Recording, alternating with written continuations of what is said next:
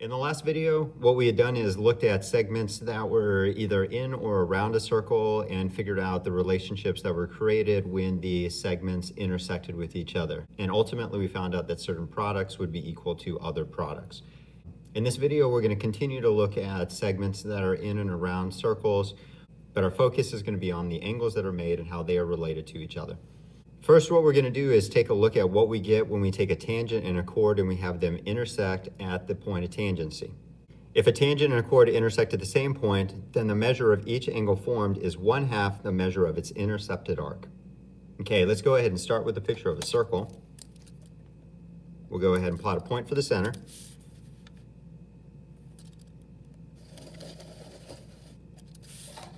All right, and then with that circle, we're going to draw two things. We're going to start with a tangent line, which for conveniency, I'm just going to place at the bottom here. Okay, so we have a tangent line, and then there's going to be a point right there, which we call a point of tangency. Let's just go ahead and call that point T. Okay, off of that point, what we're going to do is draw a chord. But it can be any chord that we want. It does not have to be the diameter that we had seen in a previous video. We don't need that. It can be located anywhere we want within that picture. Okay, so I'm gonna go ahead and just draw it here. And I really just wanna draw it in a spot that does not go through the center. Okay, and when we do this, if you look at the chord and the tangent, you actually create two different angles. Okay, we got angle 1, we've also got angle 2. Okay, so angle 1 is the acute angle, angle 2 is the obtuse. The relationship that they have together is that they're going to be supplementary because they're a linear pair using that tangent line.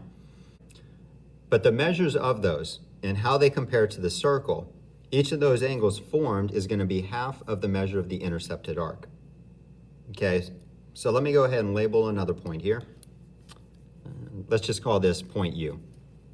Okay, we have two arcs that are formed using that chord. You've got the minor arc here, TU, and then you've got the major arc, which would be TU to that direction. So I guess I should add in one more letter. Let's just go ahead and call that V. Okay, so then you got major arc TVU. Together, those two arcs have to be valued at 360 degrees because they make the whole circle. Okay, so more or less logically, this would make sense. If the whole circle is worth 360 degrees and it's broken into two parts, and those two parts would correspond to the angles that we have here, and those two angles must add up to 180 degrees, we would have a 1:2 ratio here. Okay, so what we could state is that the measure of angle 1, that measure is going to be equal to 1/2 the measure of the arc TU. We can also say the measure of angle 2, this obtuse angle here, would be equal to 1/2 the measure of the major arc, TVU. Okay, again, these together right here, those have to add up to 360 degrees. These are going to add up to 180.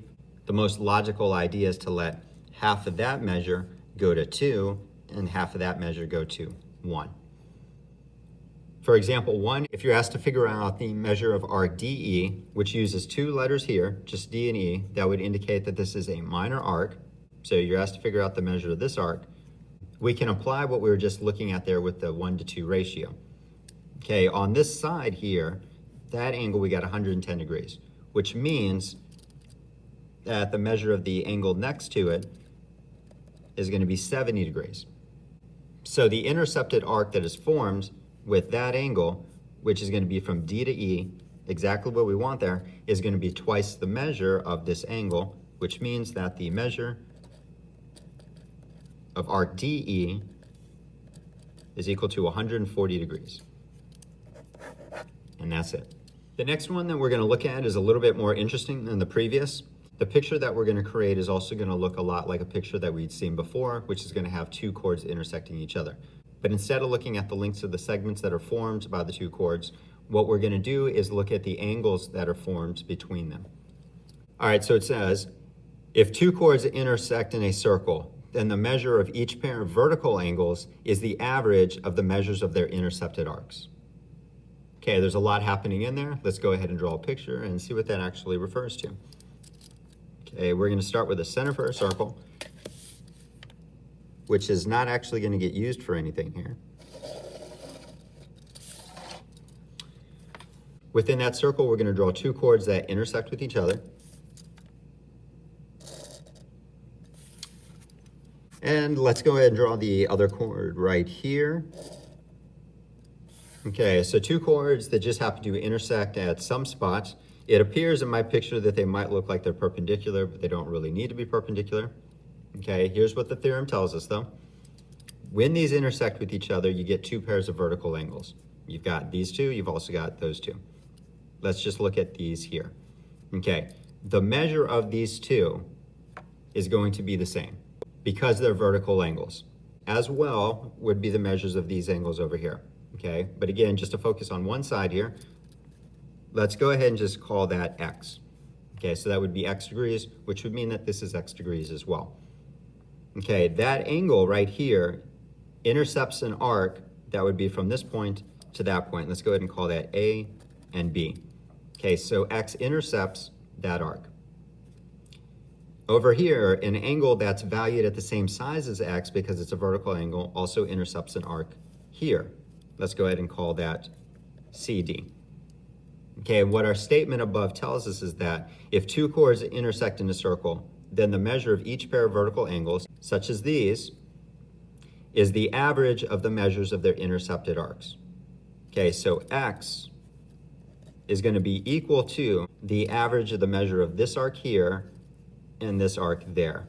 Okay, so x is going to be equal to 1/2 the sum of the measure of arc AB plus the measure of arc CD.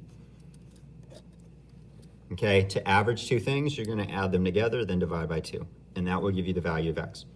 Likewise, if you took the average of the measures of arc BC and AD, that would give you the measure of the angle that would be located here. For example 2, we're asked to figure out the value of x, and everything in this picture is placed exactly as we would want it. All the values are very straightforward for us to use here.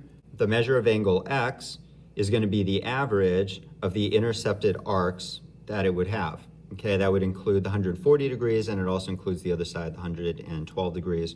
Of course, 112 degrees would also be crossed from a value of an x. Okay, so we're looking at the measures that are across from each other. We can take 140 plus 112, which is going to give you 252. And if you take half of that, which is averaging, right? You add them together, then you divide by 2. If you take half of that, you're going to get 126. And that is the measure of x.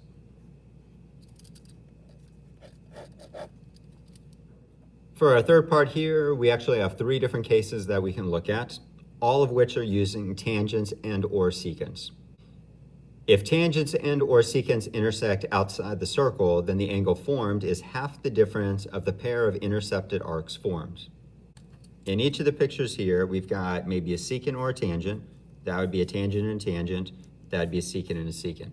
Okay, so you have a secant and a tangent. You have just tangents. You have just secants. But in all of those cases, it is possible to create an angle that is on the outside of the circle. That would be angle 1, 2, and 3. Okay, and in all of these cases, the measure of that angle is going to be half the difference, so thinking subtraction here, half the difference of the pair of intercepted arcs formed. Okay, so where are the intercepted arcs? If you follow out the rays of the angles, you're going to grab 2 different parts of the circle. In the first picture, you get this piece here, which is AC.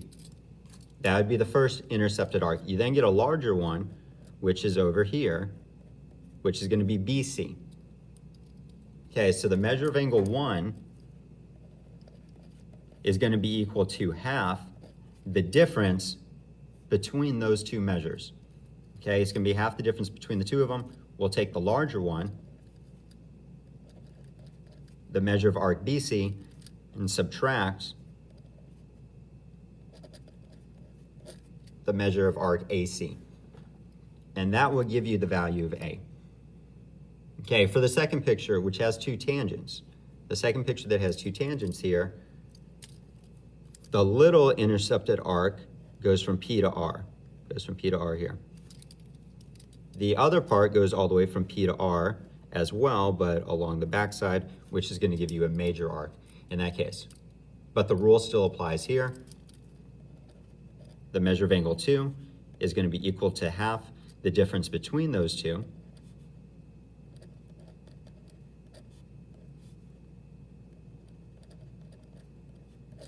In this case, we did have a major arc, so I needed to use letter Q.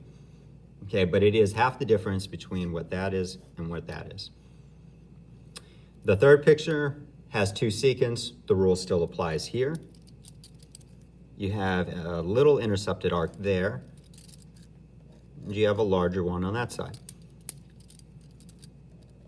The measure of angle 3 is going to be equal to half the measure of xy minus the measure of wz.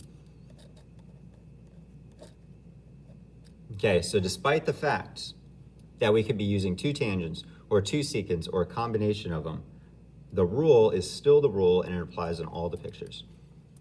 For example 3, let's go ahead and solve for x. X is going to be the angle that is formed by this secant and that tangent. Okay, so the value of x is going to be equal to half of the difference between the intercepted arcs, which are going to include the 72-degree arc and the 170-degree arc. So if I subtract those two,